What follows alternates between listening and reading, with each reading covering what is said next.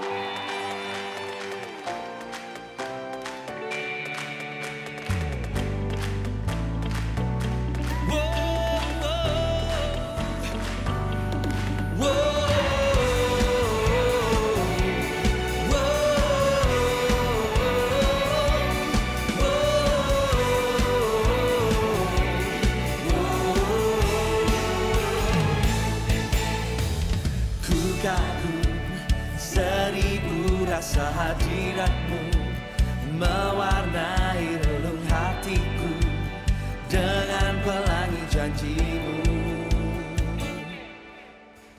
Terpana, tertegun aku dibuatmu, sebab kau bukan Allah yang jauh, selalu di dekatku.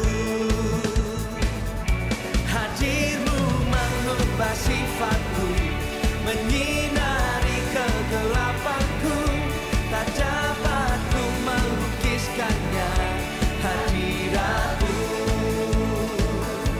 Hadirmu mengubah sifatku, menyinari kegelapanku, tak dapat ku melukiskannya hadiratmu. Katakan seribu rasa, seribu rasa.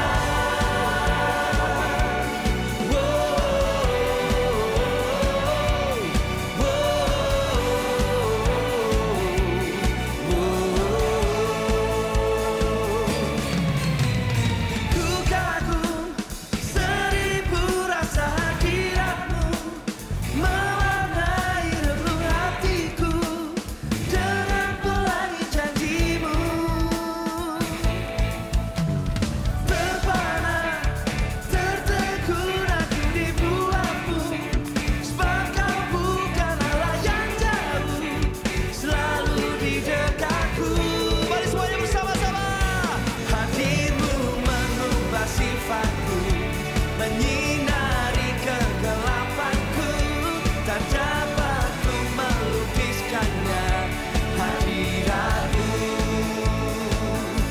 Hadirmu mengubah sifatku, menyinari kegelapanku, tak dapat ku melukiskannya hadiratmu. Seribu rasa.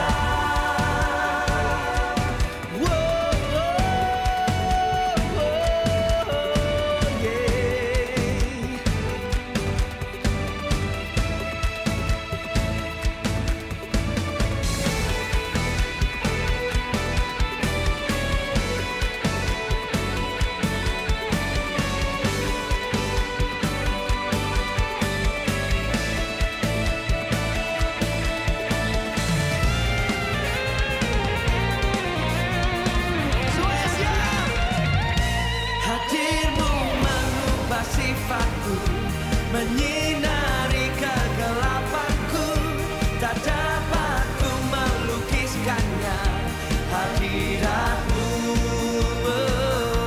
Hadirmu mengubah sifat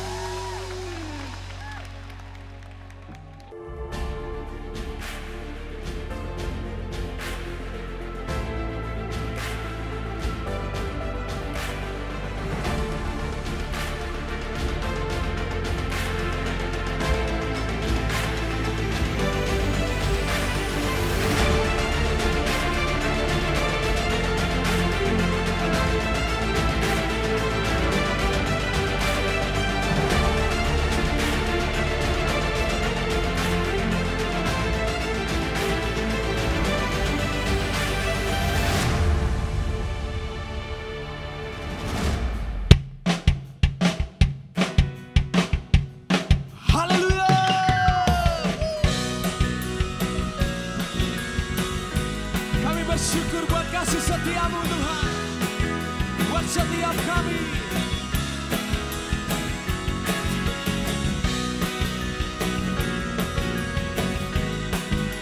Terima kasih Yesus. Nyanyikan sama-sama. Begitu besar kasih telah tercurah bagi dunia, karya-Mu, kasih-Mu yang mulia,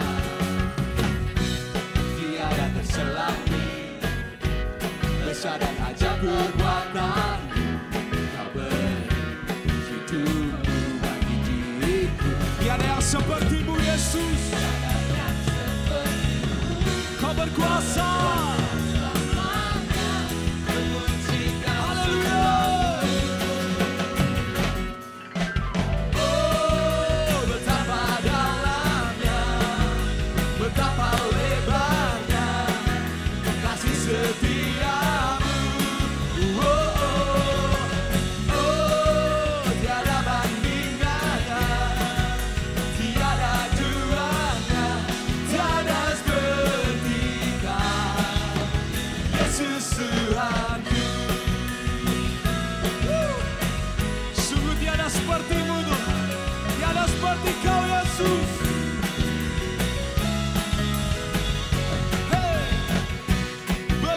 Besar kasih telah tercurah bagi dunia, karya-Mu, kasih-Mu yang termulia, tiada terselami, besar dan ajaib perbuatan-Mu, Kau beri hidupmu bagi diriku. Tiada yang seperti-Mu, Kau Allah yang berkuasa.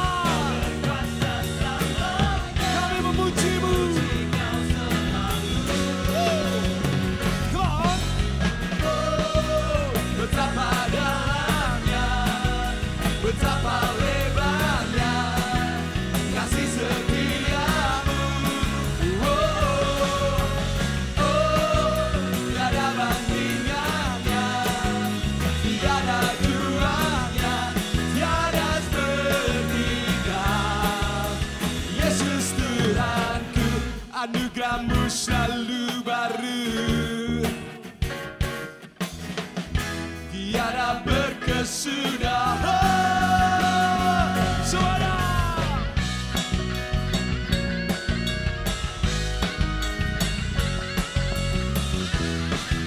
mari menari buat Tuhan. Come on, sekali lagi, hey.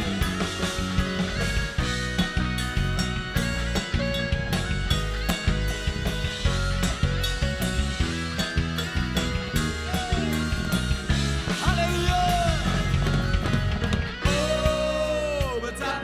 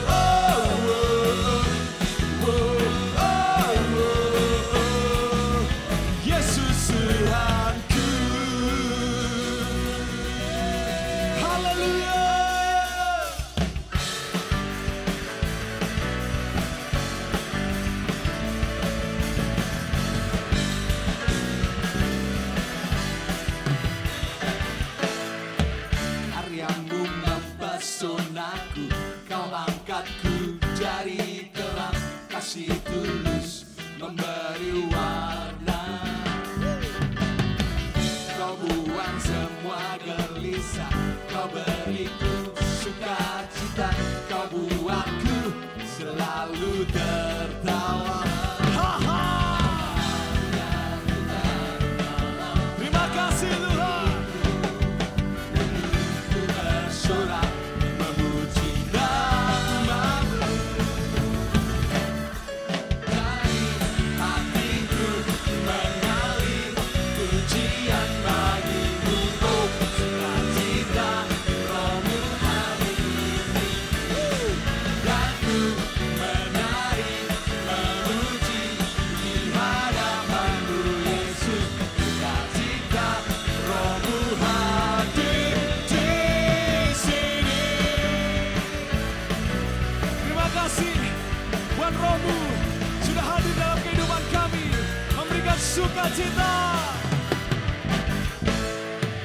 Karya-Mu mempesonaku, Kau angkatku dari kelam, kasih tulus memberi warna.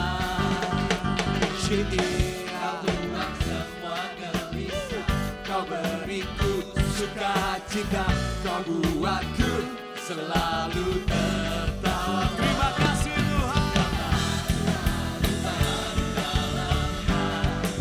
Mulut kami bersorak karena-Mu.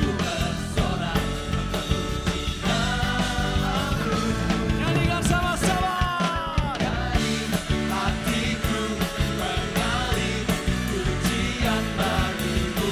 Oh, sukacita Roh-Mu hadir di sini. Dan ku menari memuji di hadapan-Mu Yesus. Sukacita Roh-Mu hadir di sini. Haleluya. Terima kasih Tuhan. Hati kami penuh dengan ucapan syukur karena-Mu. Karena Kau telah memberikan sukacita kepada setiap kami. Kau telah membuat kami tertawa.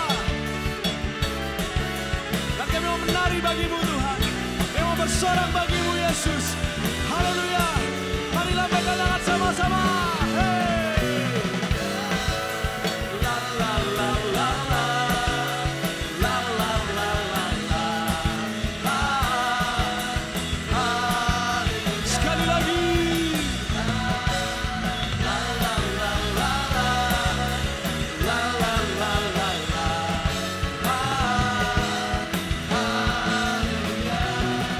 Dari hatiku mengalir pujian bagi-Mu. Oh, sukacita Roh-Mu hadir di sini. Dan ku menari memuji di hadapan-Mu Yesus. Sukacita Roh-Mu hadir di sini. Sekali lagi, come on. Mari lambaikan tangan sama-sama. La la la la la. La la la la la. Sekali lagi. La la la la la. Haleluya. Haleluya. Haleluya Yesus. Army of God, shalom semuanya. Saya senang sekali bisa menyapa teman-teman semua di ibadah live streaming Army of God, Regional Jawa Tengah dan DIY. Saya percaya hadirat Tuhan tidak terbatas ruang dan waktu. Dan hari ini saya juga mau menyambut teman-teman yang baru pertama kali join di ibadah live streaming hari ini. Welcome home. Gereja kami percaya kalau pertumbuhan gak cuma melalui ibadah aja, tapi juga melalui kelompok-kelompok kecil yang kita namakan dengan Connect Group. So buat teman-teman yang pengen informasi lebih lanjut nih, bisa menghubungi ke nomor WhatsApp kami di 08 222 3000 390. Kita tunggu chatting dari kalian karena kami rindu banget untuk mengenal kalian lebih lagi. Dan hari ini saya juga mau menginformasikan tentang persembahan. Buat teman-teman yang pengen AOGers, yang pengen memberikan persembahan baik perpuluhan maupun ucapan syukur, teman-teman bisa mentransfer ke nomor rekening sebagai berikut. Dan habis itu jangan lupa disesuaikan dengan gereja lokal masing-masing ya. Dan hari ini yang terakhir saya mau mengucapkan happy birthday buat teman-teman yang berulang tahun di sepanjang bulan Maret. Nah, buat teman-teman yang ulang tahun bisa angkat tangan kalian ke depan dan mari kita bersatu di dalam doa. Kayak mengucap syukur Tuhan, Engkau menyertai setiap kami sampai dengan hari ini. Di tahun-tahun sebelumnya Tuhan menyertai kami. Kami percaya penyertaan-Mu juga atas kami Tuhan di tahun-tahun mendatang. Sungguh kami berdoa biar Engkau pegang kehidupan setiap teman-teman yang berulang tahun di sepanjang bulan Maret.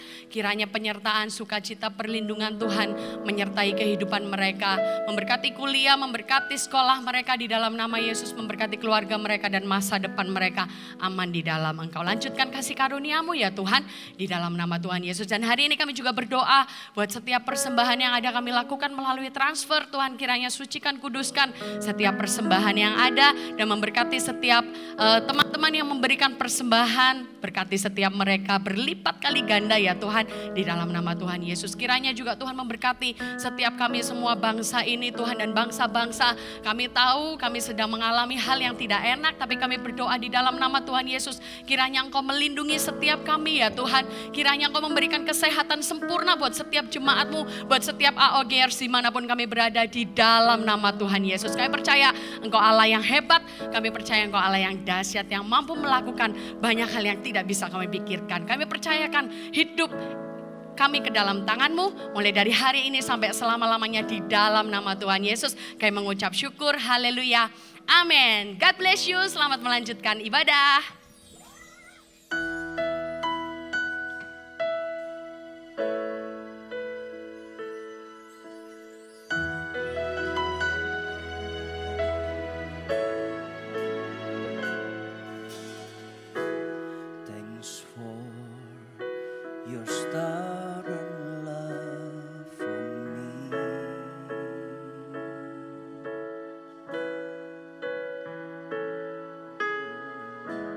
Just grace and mercy that I see.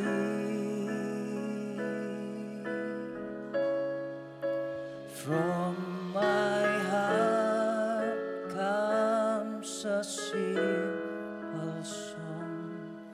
With desire I will sing.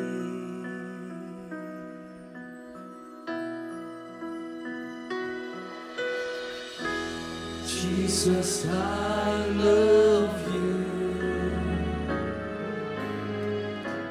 Jesus, I love you. Though the season may change, still your love will remain. Jesus, I love you. Kami mengasihi-Mu Tuhan. Jesus, I love you. Jesus, I love you. Hear the cry of my heart. Know every word is true. Jesus, I love you.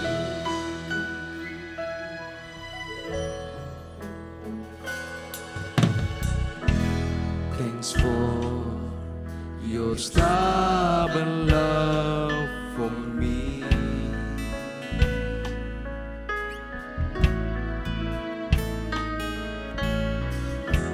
Just grace and mercy that I see.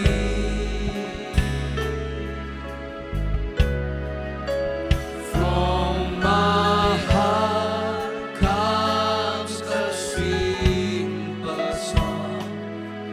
We desire I will sing. Jesus, we love you, Lord. Jesus, we love you. Jesus, I love you. Jesus, I love you. Though the season may change, still your love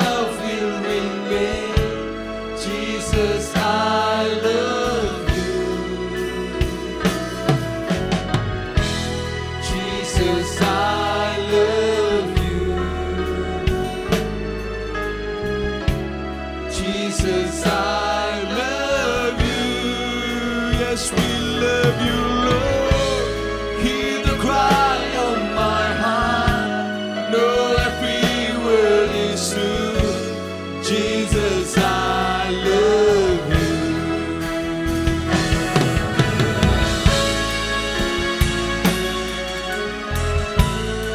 Betapa kami mengasihi-Mu, mencintai-Mu Tuhan.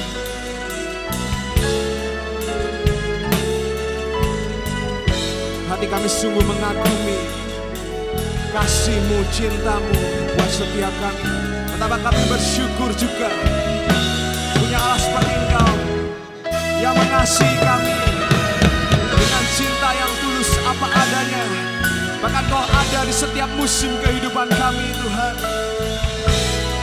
Hati kami bersyukur, hati kami limpah dengan ucapan syukur, ya Allah. Kau mendengar setiap seruan doa kami, mengerti keadaan setiap kami, Tuhan. Haleluya. Jesus, I love you. Jesus, I love you. Jesus, I love you. Though the season raging, still your love will remain. Jesus, I love you. Jesus, I love you, Lord. Jesus, I love you. Jesus, I love you. Hear the cry of my heart. Know every word is true. Haleluya. Ini doa kami ya Tuhan. Haleluya. Amin, amin. Jesus, I love you. Sing it one more time. Haleluya. Ini doa kami. Haleluya. Jesus, I love you. Haleluya. Sorak-sorai kami, nyanyian pujian kami hanya bagimu ya Tuhan. Kami tahu Engkau hadir di dalam ibadah kami meskipun hari ini kami gak bisa berjumpa secara fisik tatap muka ya Tuhan. Tetapi kami meyakini tidak ada jarak di dalam hadirat Tuhan. Kami generasi mudamu, kami duduk di ruangan yang sama, ruangan VIP yang sama yaitu hadirat Tuhan. Oleh karena itu bersabdalah, berbicaralah ya Tuhan. Kami datang dengan hati yang haus dan lapar akan Engkau. Tuhan, kami meyakini firman-Mu adalah pelita bagi kaki kami, terang bagi jalan kami. Roh Kudus berikan kami hikmat dan pengertian. Jamah setiap generasi muda dimanapun kami berada. Kami kembalikan semua pujian, hormat, kemuliaan hanya bagi nama-Mu saja. Di dalam nama Tuhan Yesus kita yang bersyukur, bersuka cita atas hari ini. Katakan sama-sama haleluya. Amin. Shalom setiap generasi muda dimanapun kalian berada. Kita bersyukur hari ini kita masih tetap bisa ibadah. Meskipun kita tidak bisa berjumpa secara fisik, hanya lewat screen, tapi saya meyakini kita duduk hari ini, saat ini juga di ruangan yang sama. Yang namanya adalah hadirat Tuhan. Kuasa Tuhan tidak terbatas oleh ruang dan waktu, Dia sanggup menjamah kehidupan kita dimanapun kita berada. Nah teman-teman generasi muda, hari ini kita mau berbicara mengenai topik yang begitu penting, yaitu mengenai kepemimpinan. Saya meyakini Tuhan sedang mencari anak-anak muda di atas seluruh muka bumi untuk dilimpahkan kekuatannya, diangkatnya kita menjadi pemimpin-pemimpin, entah itu di generasi kita di sekolah atau di kampus atau di keluarga kita, meskipun kita anak, kita bisa punya pengaruh yang baik untuk orang tua kita atau juga lewat pelayanan gereja. Dan hari ini saya akan beri judul, khotbah saya adalah Facing Rebellion. Bagaimana kita pemimpin kalau menghadapi pemberontakan, atau sekaligus juga bagaimana kalau kita yang dipimpin, bagaimana kita berhadapan dengan pemimpin kita.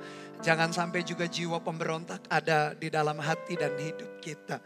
Mari kita buka Alkitab kita bersama-sama dari Bilangan 12. Ayat yang pertama sampai ayat yang ke-16. Kita akan belajar dari kisah ini. Bagaimana seseorang yang namanya Musa menjadi pemimpin dan menghadapi pemberontakan dan bagaimana dia tetap tenang menghadapi segala sesuatunya. Bilangan 12 ayat yang pertama sampai ayat yang ke-16. Saya akan bacakan beberapa ayat lalu kita berhenti sejenak. Saya menjelaskan artinya karena demikianlah caranya kita merenungkan firman Tuhan.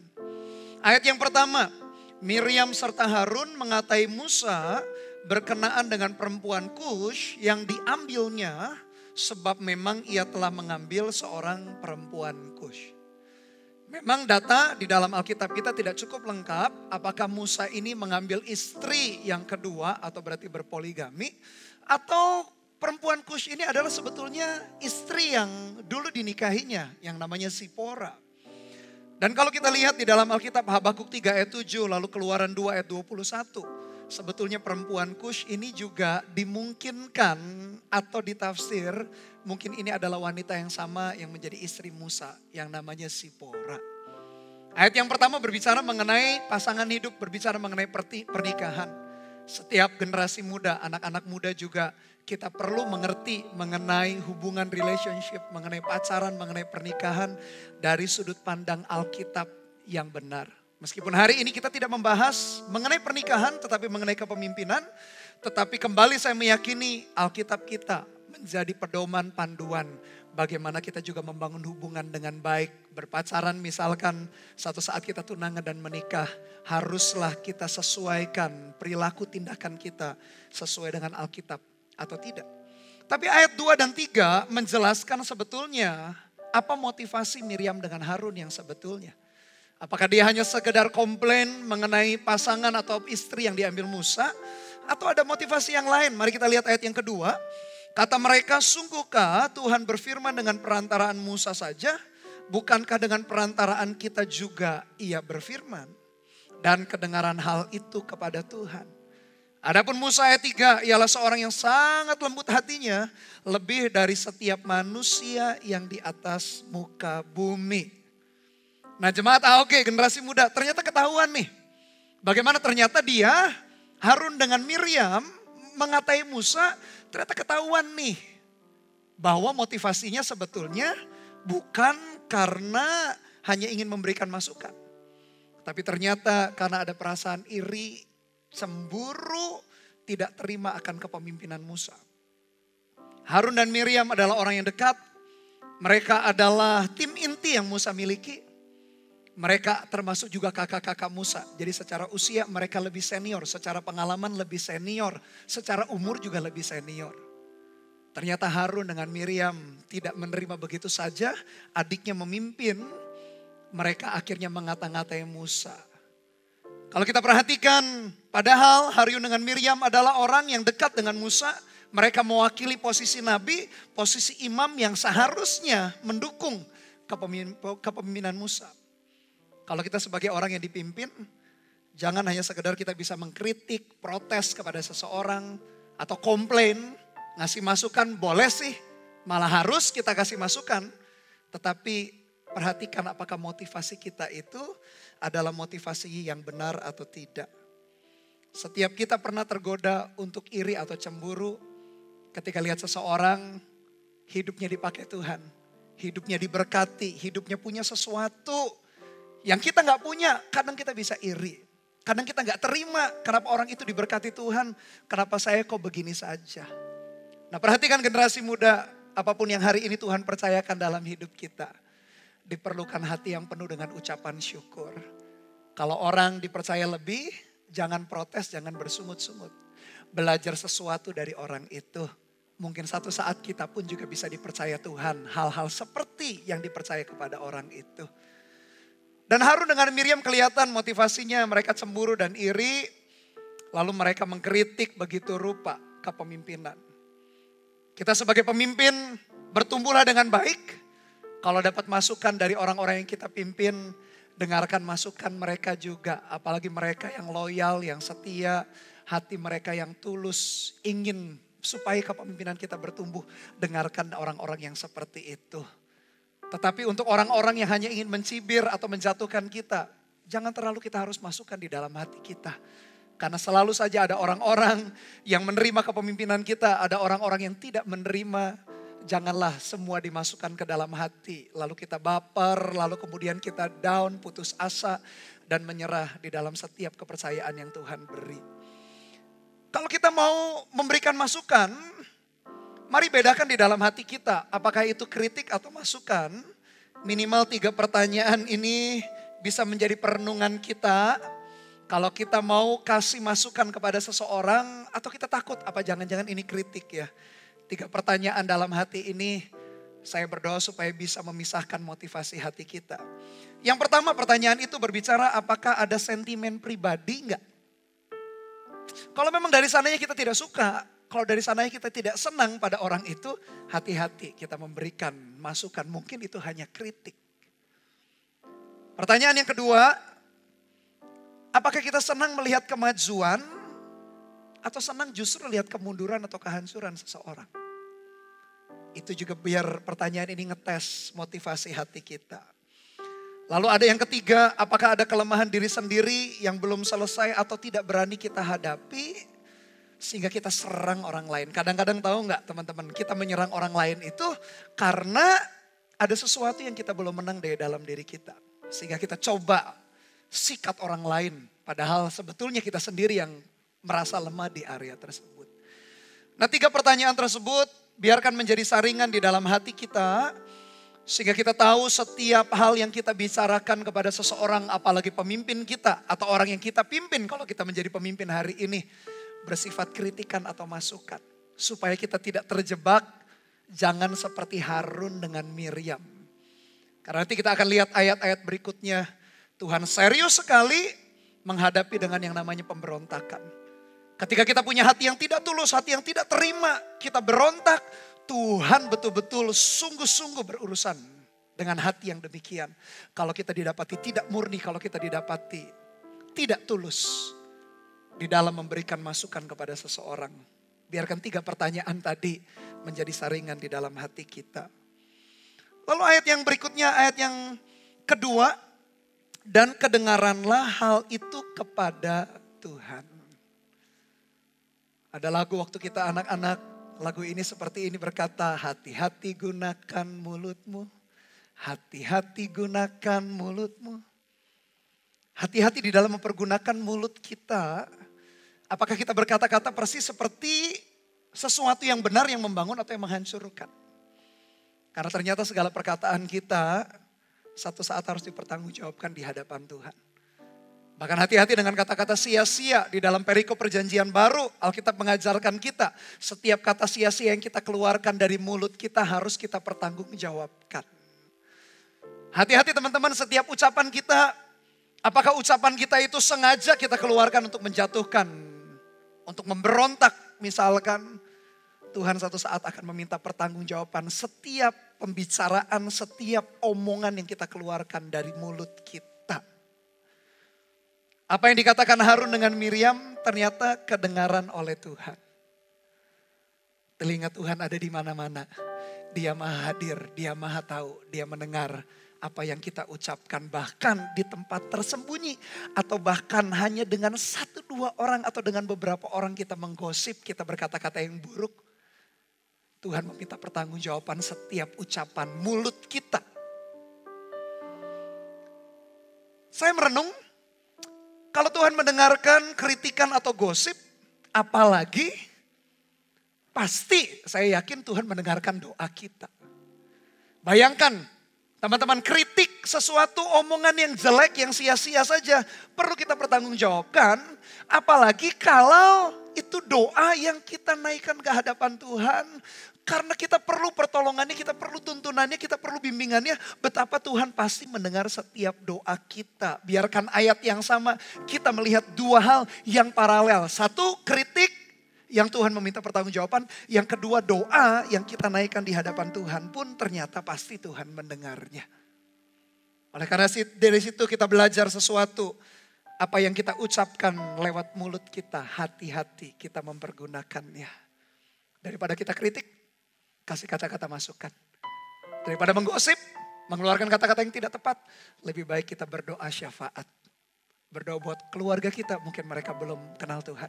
Berdoa buat teman-teman kita, generasi kita, mungkin mereka belum sungguh-sungguh ikut Tuhan. Kalau Tuhan mendengarkan kritik sebagai ucapan sia-sia yang perlu kita pertanggungjawabkan. Apalagi Dia mendengar pasti setiap doa yang kita naikkan dari hati kita yang paling dalam. Ayat yang ketiga dikatakan adapun Musa ialah seorang yang sangat lembut hatinya. Dalam bahasa asli, bahasa Ibrani dipakai kata anaf. Rendah hati itu artinya lembut, bersahabat, baik hati tapi kuat, tapi akomodatif. Bagus sekali penjelasan dari kata lembut hati. Lembut hati bukan berarti kita pelin-pelan, kita gak punya prinsip, kita mudah digoyahkan oleh dunia atau orang lain. Sebaliknya lembut itu artinya kita punya prinsip sebetulnya, tapi kita bisa menghadapi segala sesuatu gak langsung reaktif atau responsif. Tapi kita bijaksana apa yang kita kerjakan, apa sikap keputusan yang kita ambil. Musa adalah seorang yang lembut hati. Aneh ya, pemimpin jutaan orang dikenal sebagai seseorang yang lembut hatinya. Kita berpikir kalau pemimpin itu berarti kejam, berarti otoriter. Hanya bisanya perintah, hanya galak marah-marah. Ternyata enggak. Kualitas kepemimpinan yang Alkitab kita catat, yang dimiliki oleh seorang pemimpin jutaan umat yang namanya Musa. Justru kualitasnya namanya lembut hati. Bukan pelin-pelan, bukan tidak berprinsip, bukan kalau ngomong pelan-pelan, bukan berbicara mengenai itu. Tapi berbicara mengenai pembawaan hati yang bersahabat, tidak mau cari ribut. Dia tahu dia punya otoritas, dia tahu dia punya power, dia bisa mengambil keputusan. Tapi dia tidak sembarangan mempergunakan otoritas sumber daya yang Tuhan kasih di dalam hidupnya. Itulah Musa. Dan Musa dicatat menjadi pemimpin yang berhasil karena lembut hatinya. Teman-teman generasi muda, belajarlah supaya kita senantiasa mau dituntun oleh Roh Kudus di dalam proses kehidupan. Kita yang dulu mungkin suka marah-marah, kasar, izinkan Roh Kudus menuntun hidup kita. Dan orang yang dituntun dipimpin oleh Roh Kudus pastilah akan muncul karakter ilahi, buah roh yang namanya kelemah lembutan. Bukan dari usaha kita, tapi ketika kita taat dituntun, hari demi hari kita dituntun oleh Roh Kudus, kita belajar taat di dalam tuntunan Dia. Lama-lama ketika kita lihat ke belakang, kita akan kaget, kita telah menjadi pribadi yang berbeda. Karena Tuhan mengajarkan kita bagaimana kita berjalan di dalam kelembutan hati. Sehingga kita disiapkan menjadi pemimpin yang hebat seperti Musa pun menjadi pemimpin hebat. Bagaimana kelembutan hati Musa? Kita lihat ayat-ayat berikutnya dijelaskan ayat 4. Lalu berfirmanlah Tuhan dengan tiba-tiba kepada Musa, Harun dan Miriam. Dikatakan tiba-tiba. Hati-hati generasi muda jemaat AOG. Apa yang kita katakan tadi kita harus mempertanggungjawabkan, termasuk bahkan doa juga. Tiba-tiba Tuhan intervensi. Berkata kepada mereka bertiga, Musa, Harun dan Miriam. Keluarlah kamu bertiga ke kemah pertemuan. Maka keluarlah mereka bertiga. Lalu turunlah Tuhan dalam tiang awan dan berdiri di pintu kemah itu. Lalu memanggil Harun dan Miriam. Maka tampillah mereka keduanya. Lalu berfirmanlah Tuhan, dengarlah firmanku ini. Jika di antara kamu ada seorang nabi, maka aku Tuhan menyatakan diriku kepadanya dalam penglihatan. Aku berbicara dengan dia dalam mimpi, bukan demikian hambaku Musa. Seorang yang setia dalam segenap rumahku. Berhadap-hadapan aku berbicara dengan dia terus terang, bukan dengan teka-teki. Dan ia memandang rupa Tuhan. Mengapakah kamu tidak takut mengatai hambaku Musa? Teman-teman perhatikan. Kalau kita merasa hari-hari ini kita lakukan pelanggaran dosa. Kayaknya Tuhan juga gak masalah, Tuhan tidak menghukum. Atau sebaliknya, kita sudah setia melakukan ini dan itu. Kita jujur di dalam studi kita, dalam sekolah kita. Kita jadi anak yang membantu orang tua lakukan ini dan itu. Kita merasa Tuhan juga gak ngasih upah. Kalau kita salah, Tuhan tidak langsung menghukum. Kalau kita benar, Tuhan juga tidak langsung memberikan upah. Hati-hati teman-teman jemaat. Tuhan itu tahu waktu yang terbaik. Harun Miriam berkata-kata demikian, tiba-tiba Tuhan turun dalam kemah pertemuan. Dan penghakiman Tuhan ada di dalam hidup mereka. Hari-hari ini kalau kita sudah menabur hal yang baik, tetap percayalah, pegang hati dan iman kita bahwa satu saat yang kita tabur pasti akan Tuhan tumbuhkan dan Tuhan akan jawab. Sebaliknya hati-hati kita yang tinggal terus di dalam dosa. Jangan berkata saya baik-baik aja tinggal di dalam dosa. Satu saat keadilan Tuhan akan turun dalam hidup kita. Jangan sampai terlambat baru kita sadar. Mungkin terlambat penyesalan, kita mau bertobat ternyata sudah terlambat. Buat apa penyesalan kalau sudah terlambat? Kita yang sudah melakukan yang baik atau yang buruk, hati-hati Tuhan bisa datang dengan tiba-tiba di dalam hidup kita.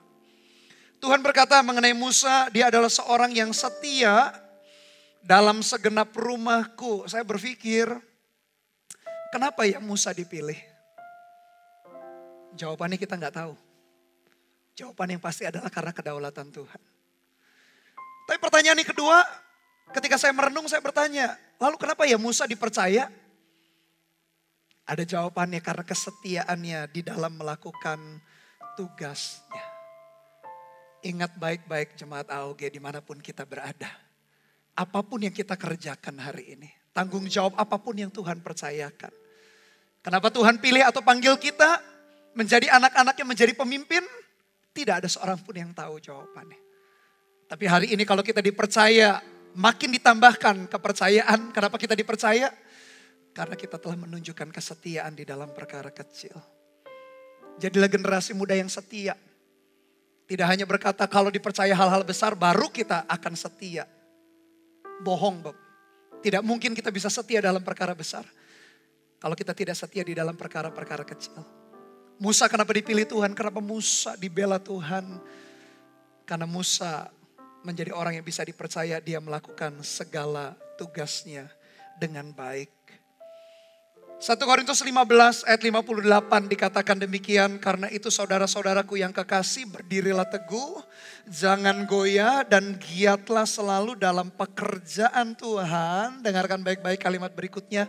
Sebab kamu tahu bahwa dalam persekutuan dengan Tuhan, jerih payahmu tidak akan sia-sia.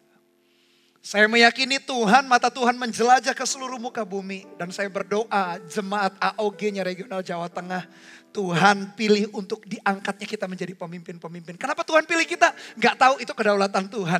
Tapi kalau Tuhan percayakan ini dan itu, karena ditunjukkan sikap dari kita. Kita menjadi orang yang setia. Dan 1 Korintus 15 ayat 58 mengingatkan kita jerih payah kita dalam Tuhan tidak akan sia-sia. Oleh karena itu Paulus berkata giatlah selalu dalam pekerjaan Tuhan. Kalau itu studi kita, giatlah kerjakan. Kalau itu kuliah kita, giatlah kerjakan. Kalau itu pelayanan kita, giatlah kerjakan. Kalau itu fungsi kita sebagai anak di keluarga, giatlah kerjakan. Karena di dalam Tuhan jerih payah kita tidak akan sia-sia. Itu yang Tuhan lihat terhadap Musa. Seorang pemimpin yang setia mengerjakan apa yang Tuhan percayakan dalam hidupnya. Ibrani 10 ayat 36. Sebab kamu memerlukan ketekunan, supaya sesudah kamu melakukan kehendak Allah, kamu memperoleh apa yang dijanjikan itu. Tekunlah, setialah sampai akhir.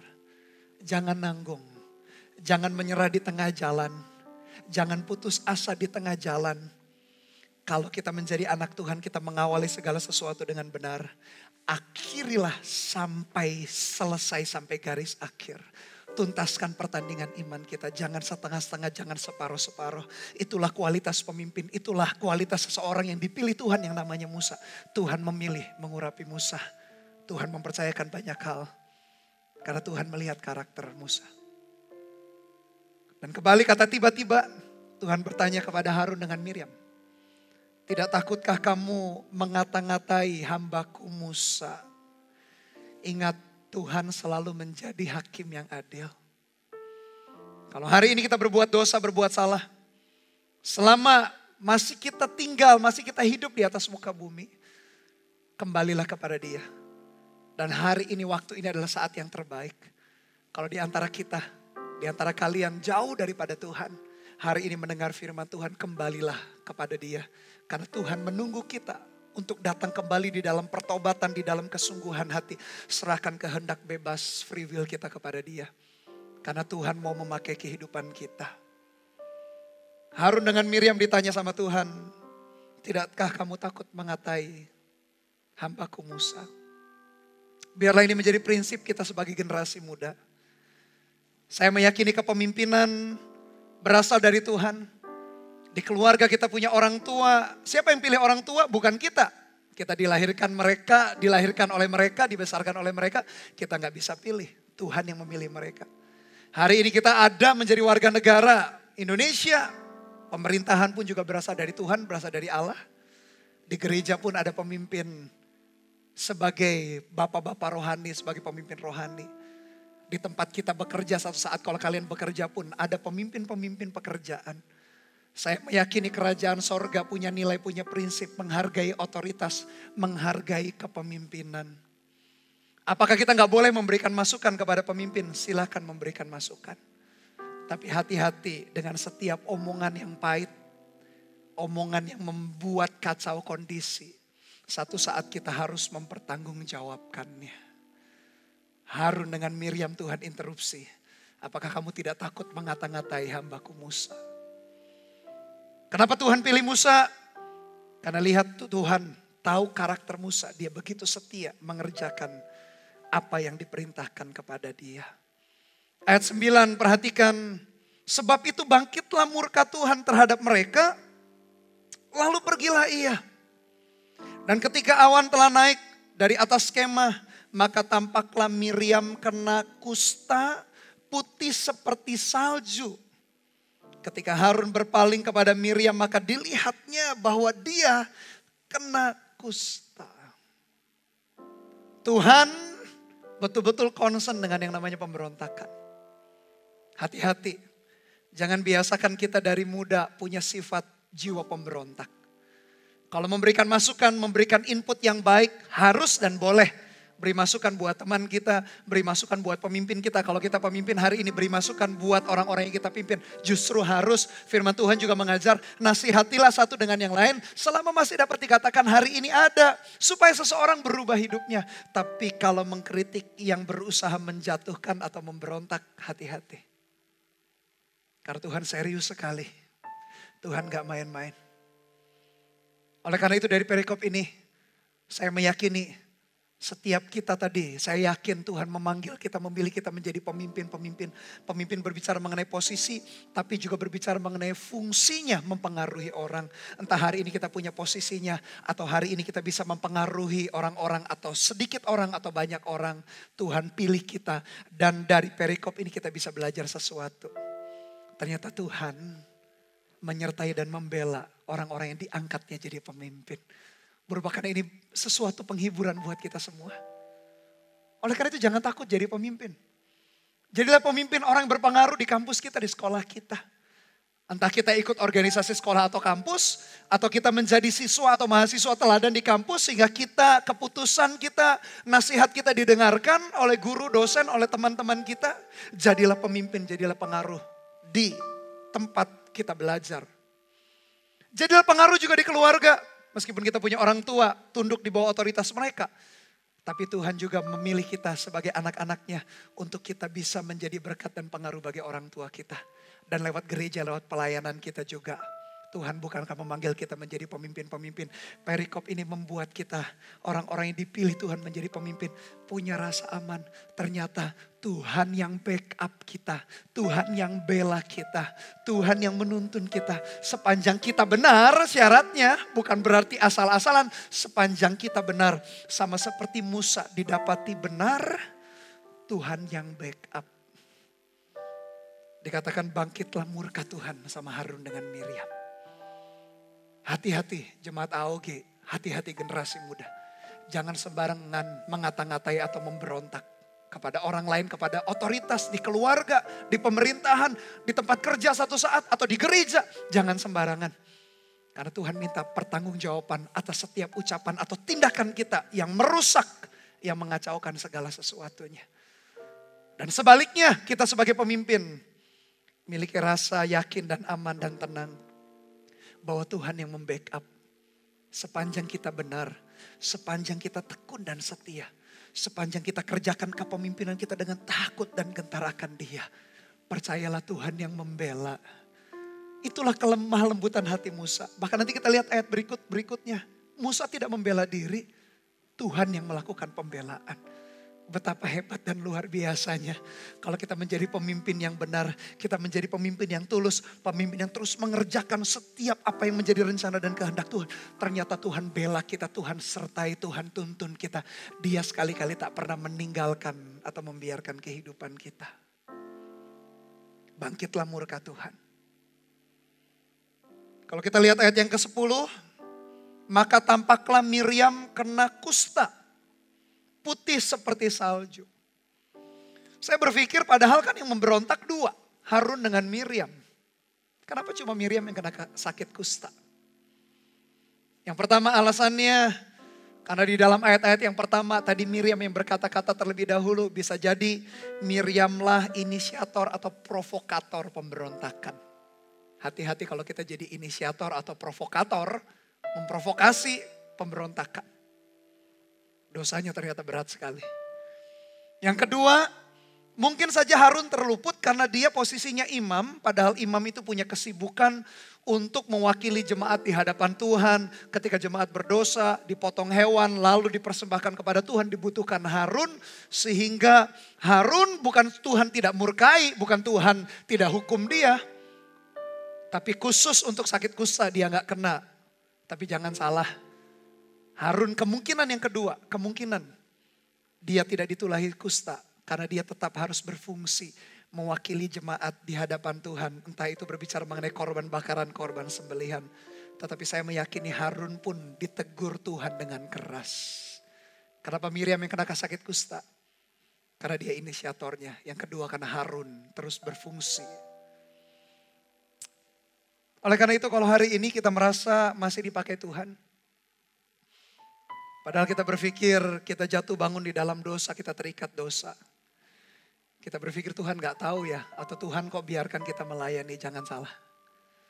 Tuhan bukan berarti kompromi dengan dosanya. Mungkin karena ada fungsi-fungsi kita yang belum bisa digantikan oleh orang lain. Atau karena kebaikan hati Tuhan, kesabaran Dia untuk menunggu kita kembali. Yang pasti adalah kalau hari ini kita merasa jauh dari Tuhan, hari ini kita jatuh bangun di dalam dosa, kita merasa Tuhan masih pakai kita. Jangan sembunyi di balik pemakaian Tuhan, jangan sembunyi di balik berkat yang Tuhan berikan. Saya berdosa, kok Tuhan masih memberkati? Sepertinya Tuhan berkati, jangan salah. Karena ada hal tertentu yang Tuhan mau pakai kita kepada orang lain, orang banyak. Sebetulnya Tuhan berurusan dengan dosa kita, dengan pelanggaran kita. Hanya kesabaran Dia saja menunggu menantikan kita untuk kembali bertobat. Oleh karena itu jangan keraskan hati kita. Tuhan tidak pernah kompromi dengan dosa. Kalau penghukuman, penghakimannya belum datang hari ini kepada kita. Bukan karena Tuhan kompromi dengan dosa kita. Karena Dia menantikan kita, menunggu kita untuk pulang kembali, untuk datang kembali ke hadirat Tuhan. Dan kita berkata, Tuhan ampuni aku segala dosa dan pelanggaran. Lalu menyerahkan kehendak bebas free will kita ke tangan Dia. Untuk kita kembali dipakainya. Sama seperti kasus Harun. Harun tidak kena kusta bukan karena Tuhan kompromi dengan pemberontakan Harun. Atau hanya marah dengan Miriam saja Harunnya dibela, Tuhan tidak. Tuhan tidak pernah takut kepada siapapun manusia. Mau kita pandai, mau kita hebat, mau kita kaya, mau kita berpengaruh, mau kita pelayanan, mau kita punya ini dan punya itu. Tuhan tidak pernah takut kepada kita. Tuhan penghakimannya, penghukumannya akan datang di dalam hidup kita. Kalau hari ini penghukumannya belum datang. Karena Dia menantikan untuk kita datang kembali di dalam pertobatan. Bangkitlah murka Tuhan, Miriam kena kusta. Kusta di zaman itu adalah penyakit yang mengerikan dan berbahaya serta mematikan. Karena di zaman-zaman itu belum ada obat yang menyembuhkan, yang mampu menyembuhkan.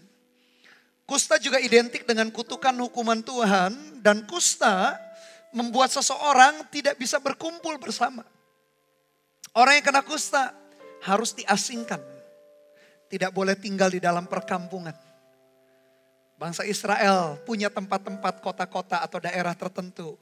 Untuk orang kusta harus tinggal di sana. Entah sampai meninggal entah sampai sembuh. Kalau sembuh dia baru boleh balik kembali kepada lingkungan yang semula. Sakit kusta yang diderita Miriam menjadi pelajaran yang berharga. Bagaimana seharusnya dia menghargai setiap otoritas yang Tuhan berikan di dalam hidupnya. Ayat 11. Lalu kata Harun kepada Musa, "Ah Tuanku." Perhatikan kata-kata "ah Tuanku." Di awal Harun dengan Miriam kurang ajar sekali mengata-katai Musa. Dia berkata-kata tidak sopan. Ketika Tuhan bela dia sadar. Dia panggil Musa dengan berkata, "Ah Tuanku." Lalu dia berkata, "Janganlah kiranya timpakan kepada kami dosa ini yang kami perbuat dalam kebodohan kami." Dia sadar akhirnya. Lalu ayat 12, "Janganlah kiranya dibiarkan dia sebagai anak gugur yang pada waktu keluar dari kandungan ibunya sudah setengah busuk dagingnya. Ampunilah atau maafkanlah apa yang kami perbuat dalam kebodohan kami." Kadang orang lebih mudah menyesali karena sudah melihat akibat dari dosa. Sebetulnya yang paling tepat adalah ketika dosa itu masih bersifat godaan, cobaan atau benih. Kalau kita punya hati yang dengar-dengaran akan Roh Kudus, kita pasti mampu untuk menghadapi dosa itu, untuk tidak jatuh di dalam dosa itu, bisa melewatinya. Hanya kadangkala saja kepekaan kita akan suara Tuhan, akan tuntunan Roh Kudus kita abaikan. Kadangkala kita baru sadar kalau sudah dihukum, kadang kalau masalah sudah menimpa kita, barulah kita mau bertobat. Itu pun juga kadang-kadang orang susah bertobat meskipun sudah kena hukuman. Hati manusia begitu licik kata Alkitab kita. Oleh karena itu di posisi manapun hari ini kita, di kilometer berapapun kehidupan kita, kalau kita dengarkan firman Tuhan untuk kita diajaknya kembali di dalam pertobatan, maka ambillah keputusan untuk sungguh-sungguh. Jangan tunggu berkata besok atau minggu depan, bulan depan, tahun depan baru sungguh-sungguh. Hati kita tidak ada yang tahu. Hati manusia begitu licik kata Alkitab kita. Kalau hari ini kita masih bisa dengar firman Tuhan, segeralah kembali saja kepada Tuhan. Kalau kita hari ini pemimpin yang tidak bijaksana, pemimpin yang tidak melakukan fungsi kita. Pemimpin yang mengabuse, melakukan otoritas atau kuasa yang kita miliki. Kita lakukan penyimpangan kiri dan kanan, segeralah berbalik kepada dia. Atau kalau kita adalah orang-orang yang dipimpin, tetap juga sama. Kembalilah di dalam hati yang penuh dengan pertobatan. Kadangkala hukuman datang baru kita sadar. Tapi banyak orang juga meskipun hukuman datang, orang itu tetap mengeraskan hati. Tapi dalam kasus Harun dengan Miriam, semula mereka kurang ajar sekali mengata-ngatai adik mereka. Karena Musa lebih junior secara usia. Harun dan Miriam adalah kakak-kakaknya. Tapi kali itu Harun sadar bahwa siapa yang dipilih Tuhan entah lebih muda. Entah mungkin kita merasa dia kan baru petobat baru. Kenapa Tuhan pakai dia? Atau siapapun itu yang Tuhan panggil, Tuhan pilih diangkat jadi pemimpin. Hormati dan hargai. Jangan melihat usianya lebih muda, pengalamannya lebih sedikit. Kalau Tuhan sekali pilih orang, Tuhan tidak salah. Tuhan justru melimpahkan kekuatannya kepada orang itu, untuk orang itu berfungsi. Kita yang dipimpin, kita harus punya hati yang taat. Dikatakan ayat 12, yang pada waktu keluar dari kandungan ibunya sudah setengah busuk dagingnya. Harun bercerita sedikit informasi saja mengenai sakit kusta. Kusta itu kalau mencapai stadium tertentu, benjolan-benjolan yang mula-mula terbentuk, maaf bisa mengeluarkan nanah. Mau di rambut, di kepala juga bisa rontok, alis juga bisa rontok, kuku-kuku bisa membusuk, lalu lepas. Kemudian jari, anggota tubuh satu persatu, hidung, mata perlahan-lahan bisa digerogoti oleh penyakit ini. Jadi sedikit saja gambaran kita betapa mengerikannya sebetulnya sakit kusta. Sehingga Harun harus berkata, pada waktu dia keluar dari kandungan sudah setengah busuk dagingnya, dan memang itulah kondisi orang kusta. Sedikit demi sedikit digerogoti penyakit itu. Anggota tubuh bisa lepas karena busuk, karena penyakit yang begitu rupa, mengerikan. Harun sadar betul Tuhan begitu serius menghadapi yang namanya pemberontakan. Tuhan tidak suka. Sehingga penyakit yang Tuhan timpakan pun penyakit yang tidak main-main. Yang waktu itu belum ada obatnya. Hati-hati hidup kita. Mungkin kita tidak kusta secara jasmani, tapi kusta secara rohani. Menggerogoti juga hidup kita satu-satu. Kalau kita izinkan mata kita melihat sesuatu yang tidak benar, melihat pornografi, melihat hal-hal yang tidak kudus, kusta rohani itu menggerogoti mata kita juga. Kalau kita sengaja berbuat curang, tangan kita ini melakukan kekerasan, pukul sana pukul sini, kusta itu menggerogoti juga tangan kita. Hati-hati. Ayat yang ke-13, lalu berserulah Musa kepada Tuhan, ya Allah sembuhkanlah kiranya dia. Kemudian berfirmanlah Tuhan kepada Musa, sekiranya ayahnya meludahi mukanya, maksudnya dipermalukan, tidakkah ia mendapat malu selama 7 hari? Biarlah dia selama 7 hari dikucilkan keluar tempat perkemahan. Ingat, orang kusta harus dikucilkan, kemudian bolehlah ia diterima kembali. Jadi dikucilkanlah Miriam keluar tempat perkemahan 7 hari lamanya, dan bangsa itu tidak berangkat sebelum Miriam diterima kembali. Kemudian berangkatlah mereka dari Haserot dan berkemah di padang gurun Paran. Ayat 13, lalu berserulah Musa kepada Tuhan, ya Allah sembuhkanlah kiranya dia. Teman-teman, Musa punya hati yang lembut kan? Dia tidak pahit, dia tidak marah, dia bahkan tidak membela diri. Bahkan pada akhir perikop ini dikatakan Musa berseru berdoa. Bukan bersuruh Tuhan hukumlah dia. Sudah Tuhan lanjutkan saja hukum, cabut nyawanya. Enggak. Musa berkata, Tuhan sembuhkanlah dia. Pemimpin yang luar biasa punya kelembutan hati. Dan Tuhan mendengar jawaban Musa. Ada beberapa tips bagaimana kalau kita menghadapi gosip atau dusta. Kalau kita sebagai seorang pemimpin atau anak Tuhan, saya anjurkan klarifikasi dengan bijaksana. Jelaskan masalah yang terjadi dengan porsi yang tepat, jangan terlalu berlebihan. Nasihat yang kedua, jangan dendam. Nasihat yang ketiga, jangan membalas. Ingat, gak boleh membalas kejahatan dengan kejahatan. Yang ketiga, serahkanlah kepada Tuhan. Yang berikutnya, lepaskan pengampunan. Dan yang terakhir, ikuti seperti yang Musa lakukan. Doakan orang tersebut. Kalau kita menghadapi gosip atau dusta yang menimpa hidup kita, jangan balas, jangan dendam, jangan murka kepada orang itu. Meskipun saya tahu gak mudah, tapi belajarlah lepaskan pengampunan. Berdoa bahkan di akhir perjalanan itu kita berkata, Tuhan ampuni dia. Karena dia sudah berkata-kata yang tidak baik dan tidak tepat. Dan heran sekali doa yang seperti itu, doa yang dinaikkan oleh kita sebagai pemimpin, Tuhan jawab. Ayat 15, bangsa itu tidak berangkat sebelum Miriam diterima kembali. Pelanggaran seseorang bisa membuat rencana dan kehendak Tuhan tertunda sementara. Hati-hati kalau kita melanggar, orang-orang bisa kena ruginya, kena batunya.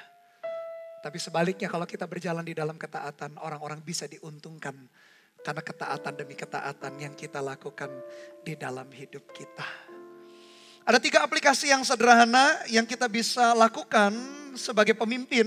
Karena saya yakin setiap generasi muda anak-anak Tuhan, kita dipanggil Tuhan menjadi pemimpin. Entah karena posisi atau entah karena pengaruh. Aplikasi yang pertama, jadi pemimpin yang berani menghadapi masalah.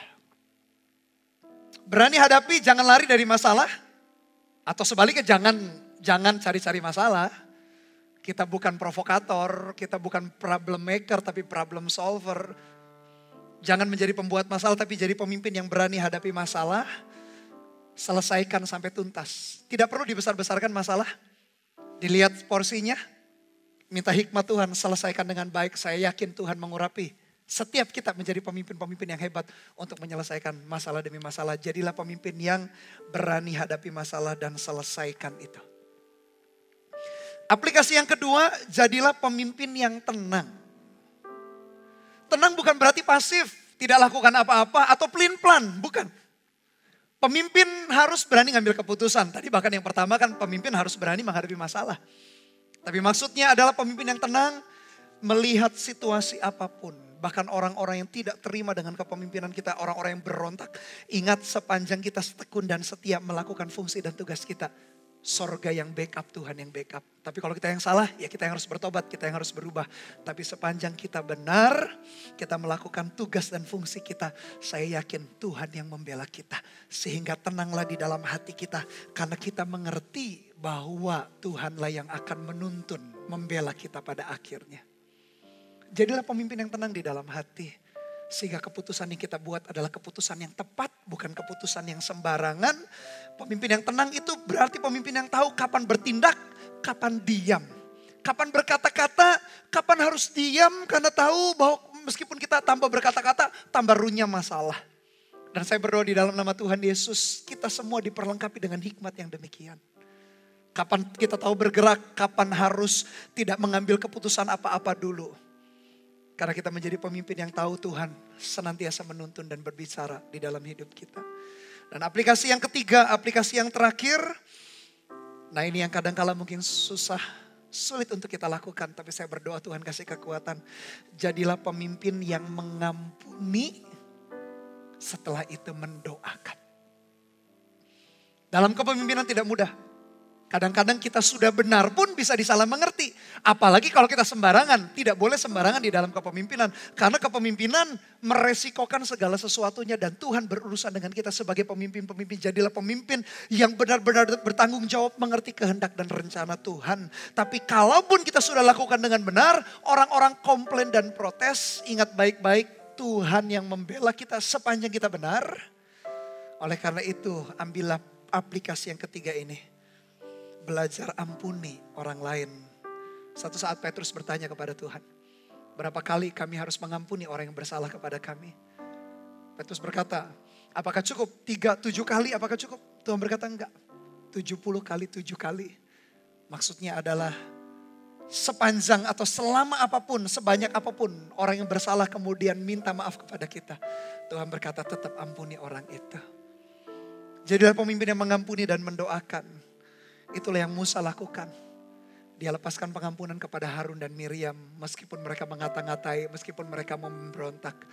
Tapi Musa adalah orang yang lembut hatinya. Dia melepaskan pengampunan, dia mendoakan. Dan Tuhan mendengar dan menjawab setiap doa yang kita naikkan sebagai pemimpin-pemimpin. Bukankah sesuatu yang indah? Bukankah sebagai sesuatu janji yang luar biasa? Tuhan mendengarkan doa kita pemimpin-pemimpin. Tuhan mendengarkan pelepasan pengampunan yang kita berikan kepada seseorang. Tuhan juga mendengarkan apa yang kita lakukan. Betapa luar biasanya Tuhan kita. Tuhan menyertai kita. Ambillah 3 aplikasi itu. Kerjakan dengan segenap hati. Lihat Tuhan menyertai. Dan Tuhan tidak pernah meninggalkan kita. Jadilah pemimpin-pemimpin yang diurapi. Jadilah pemimpin-pemimpin yang hebat. Siapkan diri kita menjadi pemimpin-pemimpin. Karena mata Tuhan menjelajah ke seluruh muka bumi. Mencari orang yang bersungguh hati untuk dilimpahkan kekuatannya. Dan saya berdoa setiap generasi muda jemaat AOG, Regional Jawa Tengah dan DIY siap menjadi pemimpin-pemimpin yang hebat. Entah di dalam keluarga kita memberikan pengaruh buat orang tua kita. Entah di dalam sekolah atau kampus kita. Kita menjadi pengaruh buat generasi muda kita. Entah lewat gereja, lewat pelayanan kita. Kita pun menjadi pemimpin-pemimpin yang hebat. Entah karena posisi atau karena fungsi pengaruh kita. Lakukan sampai tuntas. Tuhan menyertai kehidupan kita. Sekali-kali dia tidak pernah meninggalkan dan membiarkan. Tuhan mengurapi setiap kita. Amin. Mari kita tundukkan kepala. Pejamkan mata kita sejenak. Arahkan hati kita kepada Tuhan. Dia tidak pernah meninggalkan, dia memilih kita. Sekali dia memilih, pilihannya tak pernah salah. Berjalanlah dalam ketaatan, berjalanlah di dalam penyerahan hak hidup kita kepada dia. Tuhan yang membela kita. Berjalanlah secara benar. Lakukan tugas kita. Sampai tuntas.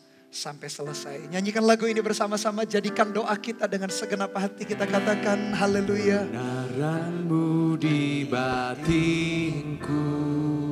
Haleluya ya Tuhan. Haleluya Yesus. Simpan perkataan-Mu. Jujur tulus murni. Ini doa kami ya Tuhan. Haleluya. Amin. Di hadapan-Mu. Dengan segenap hati kita katakan tak ada selubung kau dapati. Haleluya Tuhan. Di dalamku dan hatiku terbuka untuk Kau selidiki selalu. Mari kita datang kepada Dia. Bapa kita, Bapa terang menyelidiki hati kita, batin kita. Haleluya Tuhan. Bapa terang apa adanya, tiada yang ku sembunyikan. Dengan segenap hati kita katakan, yang Kau lihat. Amin. Aku semuanya ku berikan kepadamu, apa adanya hatiku milikmu. Nyanyikan dari awal. Jadikan doa kita dengan segenap hati kita di hadapan Tuhan. Haleluya. Haleluya Tuhan. Ini doa kami generasi mudamu ya Tuhan. Jamah setiap anak-anakmu, umatmu, dimanapun kami berada. Di rumah kami, di kamar doa kami. Hari ini jamah Tuhan. Hadirat-Mu tak pernah dibatasi oleh ruang dan waktu. Jamah hati kami. Haleluya. Haleluya Tuhan. Tak ada selubung, tak ada selubung Kau dapati. Amin. Haleluya. Dan hatiku kami terbuka. Amin.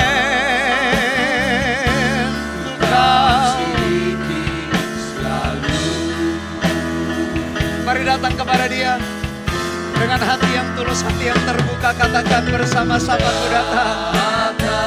Oh, amin. Haleluya Bapa terang apa adanya,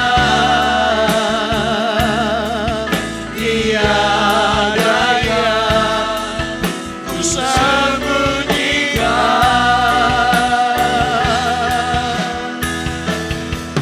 Yang Kau lihat pada aku. Katakan semuanya.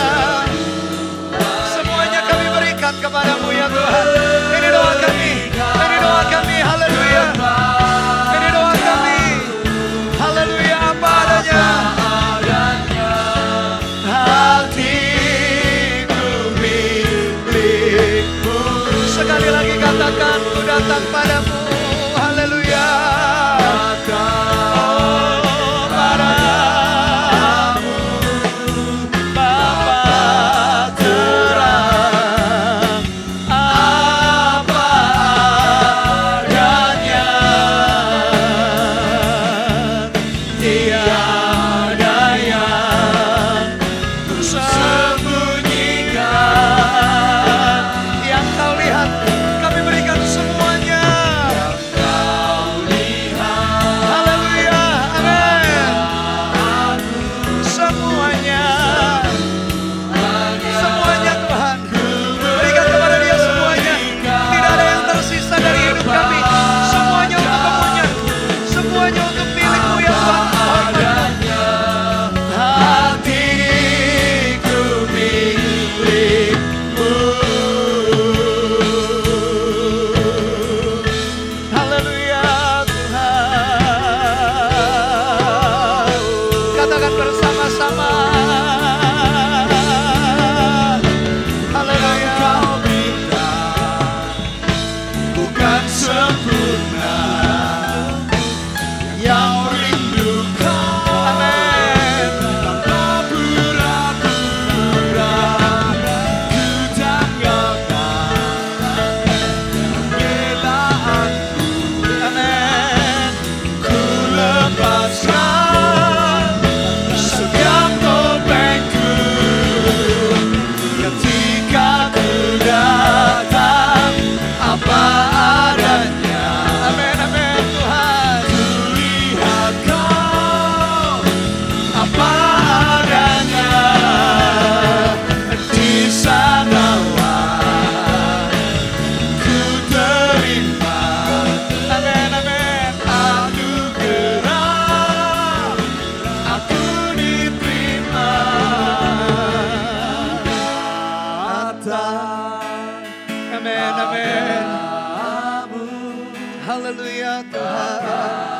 doa generasi mudamu ya Tuhan. Apa adanya.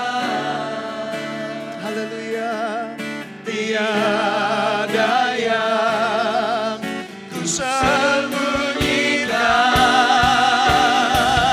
Katakan yang kau lihat. Amin. Haleluya. Haleluya Tuhan. Katakan semuanya. Ku berikan kepadamu apa adanya, hatiku pilih. Mari kita sembah Dia. Kami sembah Kau Tuhan. Kami perlu anugerah-Mu. Kami perlu kesetiaan-Mu dalam hidup kami. Tuntun kami ya Tuhan Yesus. Tuntun generasi muda-Mu ya Tuhan. Tuntun setiap kami. Tuntun setiap kami. Anak-anak muda-Mu. Jemaat-Mu ya Tuhan.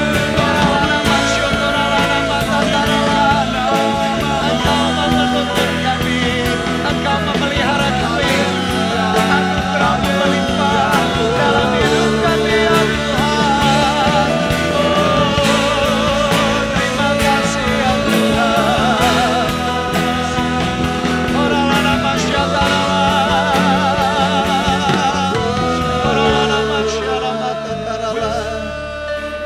Mari sekali lagi arahkan hati kita kepada Dia. Saya meyakini kita duduk di dalam ruangan VIP yang sama hadirat Tuhan. Dan baru saja kita mendengar firman-Nya. Kalau hari-hari ini kita merasa jauh, kita melakukan pelanggaran dan dosa.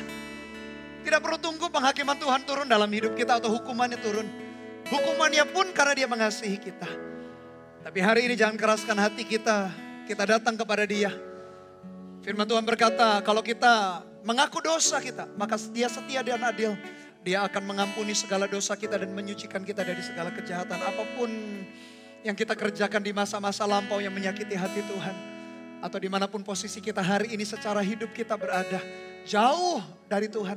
Datanglah kepada Dia. Dia menunggu kita. Dia menanti-nantikan kita. Taruh tanganmu di dadamu. Kalau engkau merasa engkau jauh daripada Tuhan. Tuhan jamah setiap generasi mudamu. Yang meletakkan tangannya di dadanya. Tanda mau bersungguh-sungguh. Mau datang kembali kepadamu. Bukan dengan perbuatan kesalehan kami. Tapi dengan kasih karunia Tuhan. Ampuni ya Tuhan generasi mudamu. Tuntun mereka untuk datang mendekat kepada Tuhan. Pakai hidup mereka. Bahkan bukan hanya mereka tenggelam dari dosa. Kemudian diangkat, dipulihkan. Bukan hanya dipulihkan. Lebih daripada itu Tuhan pakai hidup mereka. Jadi berkat, jadi pemimpin. Entah di dalam posisi atau pengaruh. Menjadi pemimpin buat generasi muda. Menjadi pemimpin, menjadi pengaruh yang baik di keluarga. Lewat pelayanan, lewat gereja. Pakai hidup umat-Mu ya Tuhan. Pulihkan satu persatu. Tuhan yang melawat dimanapun mereka berada. Di dalam nama Tuhan Yesus. Yang kedua, kalau kita tahu bahwa Tuhan memanggil kita menjadi pemimpin. Dan kita berkata Tuhan, aku mau jadi pemimpin-pemimpin. Entah di kampus, di sekolah, lewat gereja, lewat pelayanan, atau di keluarga. Bukan berarti kita menggantikan posisi orang tua. Tapi kita bisa menjadi pengaruh yang baik di keluarga. Kita berkata Tuhan jadikan aku pemimpin. Bahkan tadi 3 aplikasi yang saya jelaskan. Engkau berkata Tuhan aku mau jadi pemimpin yang berani menghadapi masalah. Berikan aku hikmat supaya bisa memecahkannya dengan baik. Yang kedua jadi pemimpin yang tenang. Tidak kemerungsung, tidak gerusa-gerusuh. Tidak takut yang bagaimana tapi tenang karena Tuhan yang membela. Yang ketiga jadi pemimpin yang mau mengampuni dan mendoakan. Kalau engkau mau seperti itu angkat tanganmu. Hari ini dimanapun kau berada Tuhan kau melihat tangan-tangan yang terangkat. Jadikan anak mudamu ini pemimpin-pemimpin yang hebat. Pemimpin-pemimpin ya Tuhan di generasinya. Pemimpin-pemimpin di keluarganya dan pemimpin-pemimpin lewat gereja dan pelayanan. Pakai ya Tuhan biar 3 hal ini ada di dalam kehidupan kami generasi muda. Jadi pemimpin yang berani hadapi masalah. Jadi pemimpin yang punya hikmat, punya ketenangan demikian rupa. Memecahkan segala sesuatu dengan baik dengan hikmat Tuhan. Dan yang ketiga jadi pemimpin yang murah hati melepaskan pengampunan. Dan mendoakan di dalam nama Tuhan Yesus terima di dalam nama Tuhan Yesus. Sekali lagi nyanyikan refnya dengan segenap hati kita katakan kuda. Katakan padamu ya Tuhan. Haleluya. Bapa terang. Terima kasih ya Tuhan buat anugerah-Mu. Haleluya Tuhan. Tiada yang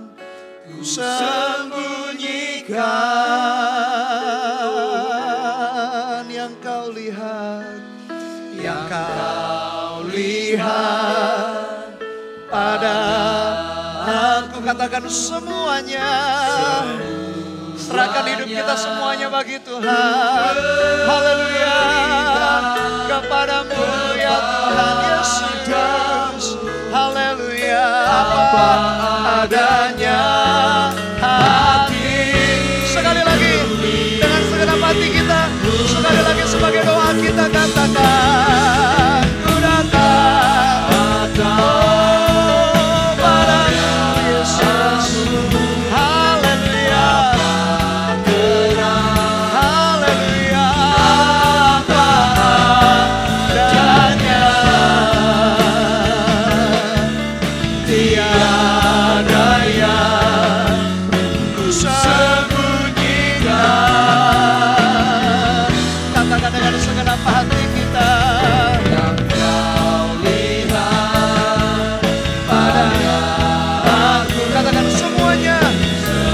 Haleluya Tuhan. Ku berikan bagimu untuk kemuliaan-Mu. Terima kasih ya Tuhan. Hatiku milikmu. Apa adanya. Apa adanya hatiku. Sekali lagi katakan apa adanya. Apa adanya hatiku milikmu. Haleluya, haleluya Tuhan. Terima kasih buat lawatan-Mu. Terima kasih buat anugerah-Mu. Terima kasih buat pengurapan-Mu juga. Terima kasih buat firman-Mu, mendidik, mengajarkan kepada kami. Bagaimana kami menjadi pemimpin, bahkan termasuk menjadi orang yang dipimpin. Sertai generasi muda-Mu Tuhan, dimanapun mereka berada. Di tengah-tengah Tuhan kondisi yang tidak mudah. Mewabahnya Tuhan virus corona COVID-19 ini. Jagai lindungi juga jemaat anak-anak muda-Mu ya Tuhan. Kesehatan, kekuatan, jauhkan daripada yang jahat. Bahkan pakai hidup mereka di tengah-tengah keluarga mereka. Di tengah-tengah komunitas mereka. Biarkan mereka jadi berkat. Pembawa kebangunan rohani juga bagi generasi mereka. Terima kasih ya Tuhan. Biarkan kami juga siap membawa berkat yang terbaik yang datangnya daripada Tuhan. Mari arahkan tangan kita ke depan. Hamba-Mu sebagai hamba Tuhan berdoa buat generasi muda dimanapun mereka berada. Anugerah Tuhan menyertai hidup mereka. Jadi generasi yang the best of the best, generasi yang excellent. Tuhan menyertai, mengurapi setiap mereka, apa yang mereka kerjakan. Dengan kedua tangan mereka Tuhan buat berhasil. Karena Tuhan memegang hidup mereka dengan tangan kanan-Mu yang membawa kemenangan. Biarkan mereka jadi berkat di generasi mereka, di sekolah, di kampus, di keluarga juga buat orang tua mereka. Buat teman-teman mereka di sekeliling mereka. Biarkan mereka jadi garam dan terang bagi orang-orang lain. Biarkan kasih anugerah dari Allah Bapa, kasih setia dari Tuhan Yesus Kristus dalam persekutuan pengurapan Roh-Nya yang kudus menyertai kita. Dari hari ini sampai selama-lamanya di dalam nama Tuhan Yesus. Generasi muda yang diberkati katakan sama-sama haleluya. Amin. Tuhan Yesus memberkati.